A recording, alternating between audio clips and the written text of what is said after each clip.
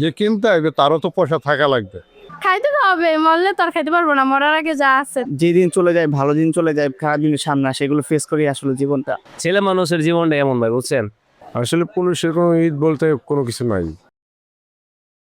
পুরুষের ঈদ মানেই তো ফ্যামিলির জন্য কেনাটাই পুরুষের সৌন্দর্য, মানে নিজের ফ্যামিলির জন্য কেনার পরেই পুরুষের সৌন্দর্যটা বেশি আর কি, খুশি আনন্দটা পুরুষের এটাই। ফ্যামিলির কর্তব্য যারা তারা ফ্যামিলির জন্য কিনলে তখন নিজে একটু আনন্দিত লাগে, খুশি লাগে, এরকম কিছু।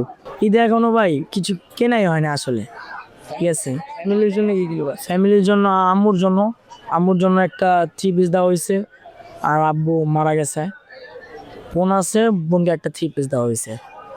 নিজের জন্য কিছুই কেনা হয় নাই। পুরুষের ঈদ হলো বাপ মা, আর যদি বড় হয়ে যায় বিয়ে শাদির পর ছেলে মেয়ে, ওদেরকে ঈদ। আমাদের কোনো ঈদ নেই। ছোটোকালে যে ঈদটা পালন করছে, ওই ঈদটা আপনি যখন একটা জবে ঢুকবেন বা ফ্যামিলির দায়িত্ব আপনার কাঁধে আসবে, তখন আপনার ঈদটা নাই। কারণ ফ্যামিলির দায়িত্বর কাছে ঈদ কোনো কিছুই না। পুরুষের ঈদ আসলে কি? এই যে সবাই চাহিদা মেটানো, বাপ মাদের শুরু ভাই বোন, ছেলে মেয়ে, বউ, আত্মীয় স্বজন, ঈদ ঈদ কই করতেছেন টাকা না ঢাকাই ঈদের দিন কারে মিস করবেন? কেউ না, সবাই সাথে চেয়েছে। আচ্ছা, আগে যে ঈদকে সামনে রেখে হচ্ছে আপনার মানে অনুভূতি আগের হিসেবে তো আলাদা, এখন বড় হয়ে গেছে, এখন তো এরকম কোনো অনুভূতি থাকে না।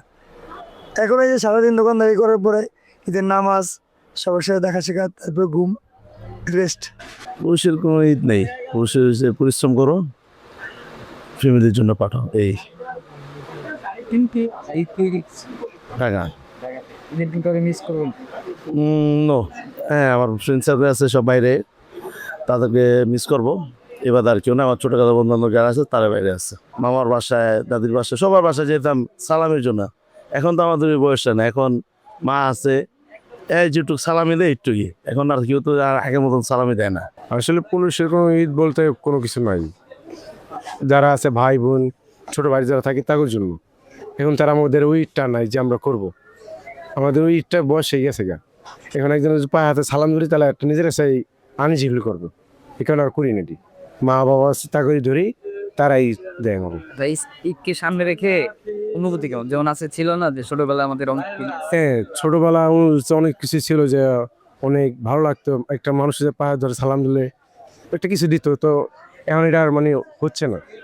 এখন যেমন কাকারা থাকে বাইরে, হ্যাঁ, ওর ধরতে পারি না, নিতে পারি না, তো এটার কারণে অনেক মিস করা হয়।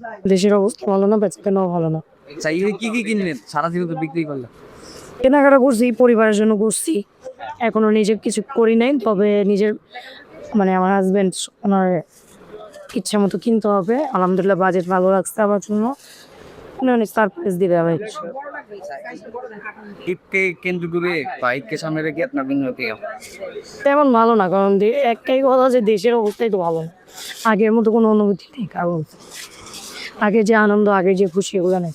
পুরুষের ঈদ আসলে হচ্ছে ফ্যামিলি নিয়ে, মা বাবা, ভাই বোন, বউ বাচ্চা সবাইকে নিয়ে ঈদ করাটা, এটাই হচ্ছে ঈদের আনন্দ, এটাই পুরুষদের জন্য হচ্ছে ঈদ। আচ্ছা, ঈদের দিন করে মিস করবেন? না, আমার তো সবাই আছে, তবে ছোট ভাই বাইরে চলে গেছে, ওরা অনেক মিস করবো।